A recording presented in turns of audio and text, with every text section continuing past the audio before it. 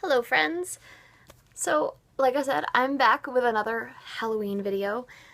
This is actually not so much a specifically Halloween video as it's a kind of year-round scary movie video. I am a big fan of scary movies. I definitely watch them all year round. Horror is definitely my favorite movie genre. And I've decided to do a quick, top 10 horror movies to watch that I recommend if you are a horror film fan.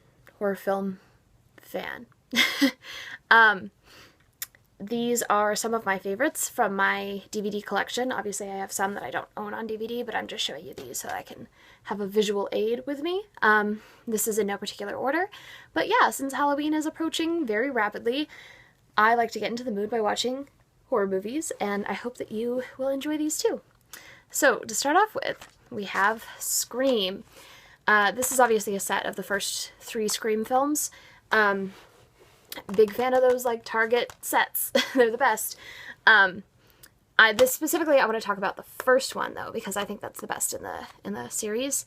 Scream is my favorite slasher series because it's very self-aware, and they make a lot of references to, horror movie tropes and slasher tropes, and I think that's fun, and I think that the movies are really well done and really smart, and the acting is really great. And the original Scream is a movie that I go back to all the time. I rewatch all the time. I love it. So, the first movie, definitely Scream.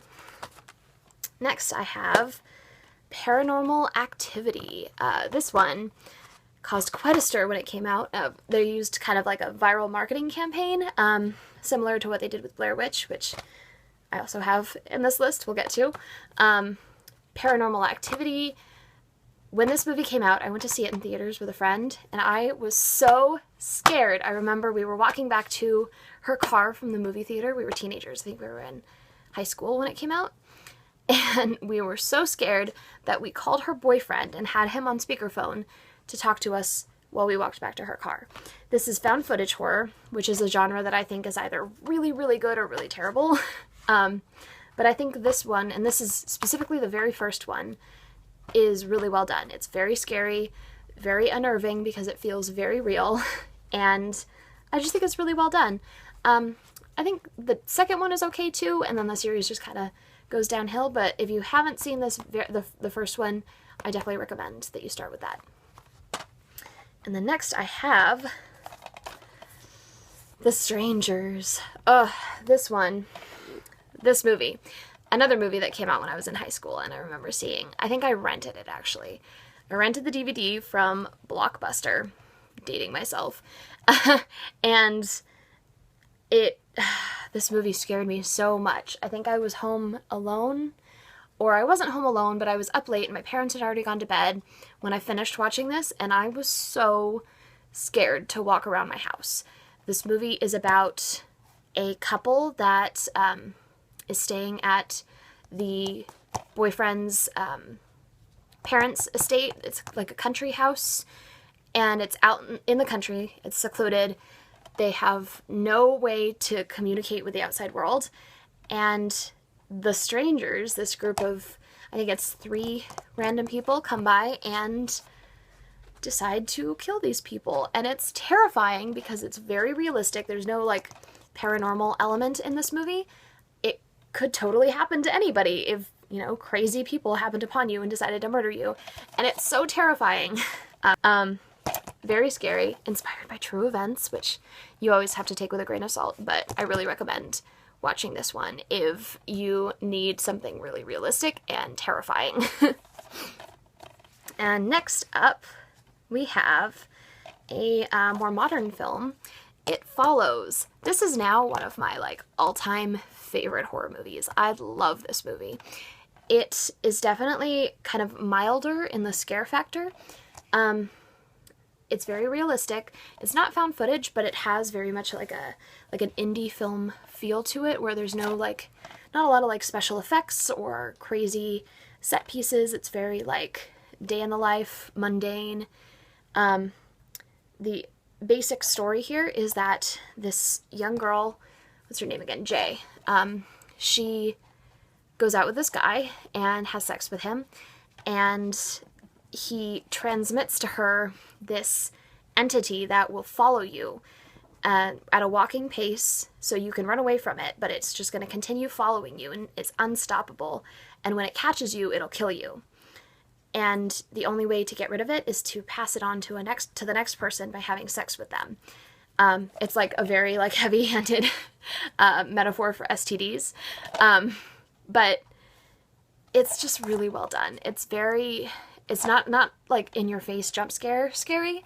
It's definitely milder. It's a slow burn. It's subtle, which I really enjoy sometimes. And if you're not a person who generally enjoys like scary movies, I still recommend watching this because, like I said, it's not overwhelmingly scary. It's just kind of like a slow burn, creepy atmosphere movie, and I really love it. Next, I have another box set, but specifically, I want to talk about Psycho. Alfred Hitchcock is brilliant, and I love his films, but specifically, my favorite is Psycho. It's still terrifying to me. The Bates house here next to the Bates Motel. Every year I go to Universal Studios Hollywood, and I go and do Halloween Horror Nights, and they have during their like backlot studio tours, they call it the Terror Tram. They take you up by the Bates Motel, and it's so cool to see because you get to see the real set right up close. It's my favorite part. Anyway, that was a digression. This movie is so good. I feel like everybody knows the premise of it, but a lot of people haven't actually watched it. And it is in black and white, and it's older, but like it is so worth it. It's so creepy and suspenseful and terrifying. And again, there's no real paranormal element. It's just a guy goes crazy and starts killing people, and it's so good. One of my favorite horror movies of all time. Definitely recommend it. And then next we have something I already mentioned, good old Blair Witch Project. This is definitely like a love it or hate it film. I push this on people all the time. Like if somebody hasn't seen this movie, I demand that they watch it because I really love this movie. Again, it's found footage horror, which is very either really good or really terrible, and usually it's really terrible.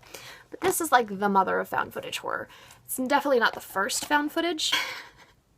Yeah, so this is not the first found footage, but this was kind of the first movie to put found footage horror on the map. It was done with a like really brilliant marketing campaign where it was made to seem like it was real, and that what was happening to these kids was real, and that they were actually actually missing. Like they put out wanted posters. Their IMDb listings had them listed as missing, and it was just really good. It was really well done. And this film is just so creepy to watch. Like it's definitely a slow burn and builds a lot of suspense. And then during the climax at the very end is when you get the actual like spook factor. But it's just I really like the subtlety in this film. It's very, very slow, very subtle, very creepy. You never see the supposed Blair Witch. It's just really terrifying. It scared me. Some people watch it and say it's dumb and not scary at all, but I think the subtlety is what makes it scary. I love this film. I highly recommend it. I also saw the new one that just came out. It's just called Blair Witch. And it doesn't have any of the subtlety that this film does, and I think that's what makes it so good. So I recommend watching this one instead. Next up, what do I have? Ooh, another subtle, slow burn kind of movie. The Shining. Had to have a Stephen King in here somewhere, right? It was between this or it, but I feel like this one... Okay, this movie makes me so uncomfortable to watch because you can feel the danger coming off of Jack's character, and like it's so terrifying as he like progressively gets angrier and angrier, and with the flashbacks to the time that he hurt his son and hurt his wife, and it's so scary. And again, like the paranormal aspect is kind of it's left up to debate whether or not this hotel is actually haunted, and whether it's possible that Jack is just a terrible person and an abusive person, and that, there's no actual, like, spirit possessing him. It's just him being an awful person and trying to kill his wife and child. And it's really scary. I think Shelley Duvall is absolutely incredible in this film. You feel her pain so much, which, if you've read kind of like behind the scenes stuff about this movie, that's what Stanley Kubrick wanted to happen. He basically tortured the poor woman while she was on set because he really wanted her to feel hopeless and desperate. And you really, really feel that. So this movie is hard to watch because it's very slow to get into, and it's very uncomfortable. But I think that what's great about horror is that it makes you feel emotions that, you don't normally, they're not good emotions, but they're still human. So, yeah, this is hard to watch.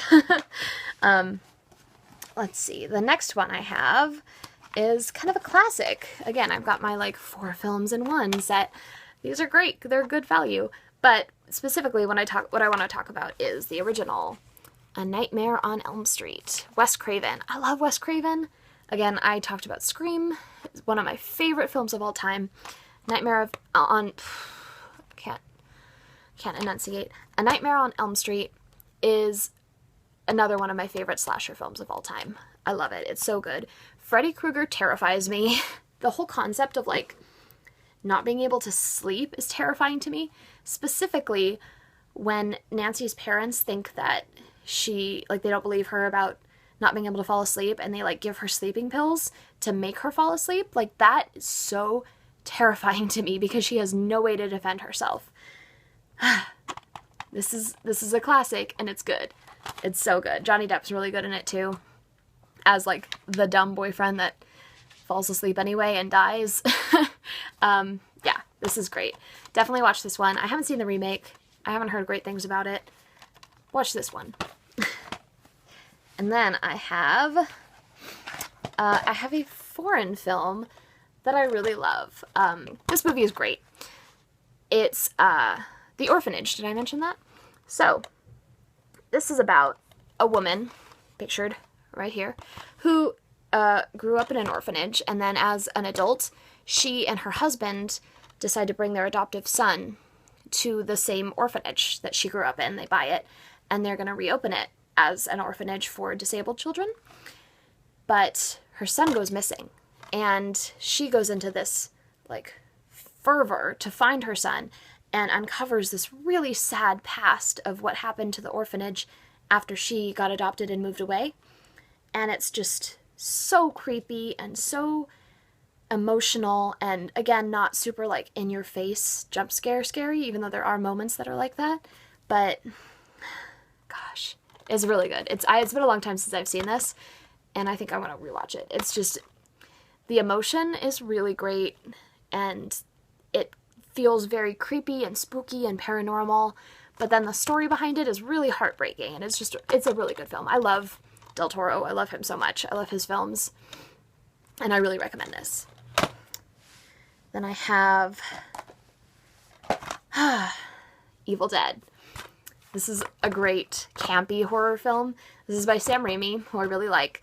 I have another film of his that's one of my favorites that I wanted to do 10 movies, so I had to, like, cut some out.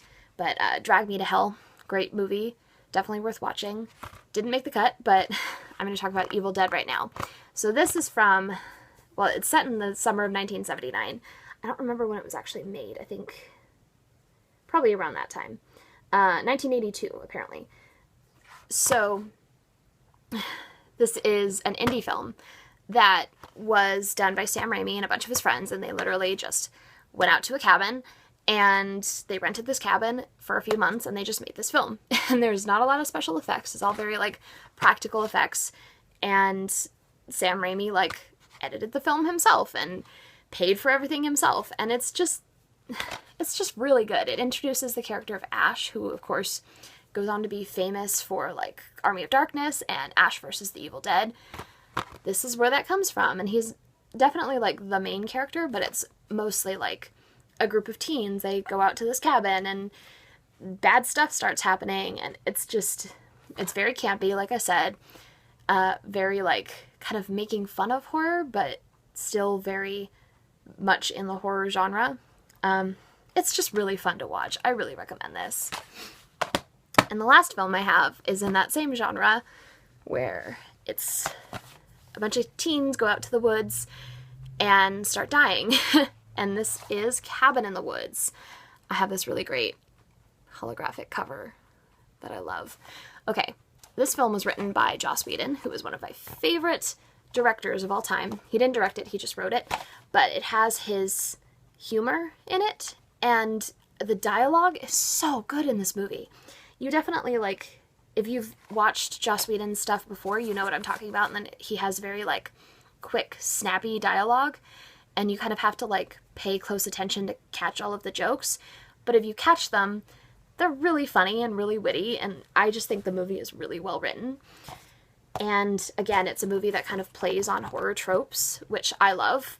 It's very, like, meta in a sense. So you've got your classic group of 5 co-eds who go out to the woods, and they're each a very, like, different character. Like, they have their kind of set character, and they're all very, like, smart kids, and then they get out to the woods and turn into these, like, horror stereotypes. Like, there's the jock, the like the slut, the virgin, you know, the pothead, and there are all these tropes that fit into horror movies, and they kind of get forced into those roles, and you learn that there's stuff going on behind the scenes, and it's a big conspiracy, and it's just really, really good. Again, I feel like this movie wasn't very well received, but I love it so much. This is, like, one of my top favorite movies of all time. I know I've said that about pretty much all of these, but really, like, outside of horror, outside of everything else, I love this movie. So I hope that you watch it. Take my word for it, at least try it. And try to pay attention and catch the jokes, because they're really clever. But yeah, those are my horror movie recommendations for this season. I hope that you enjoyed watching this and hearing what I had to say. I know I ramble a little bit because I love me some horror movies and I talk about them a lot, but if you decide to watch any of these movies, or if you have any thoughts on these movies, or if you have suggestions for other movies that you think I should watch, please leave them in the comments below, because I love horror films. I'm always looking for new ones to watch. And yeah, I hope you enjoyed this, and I will see you next time.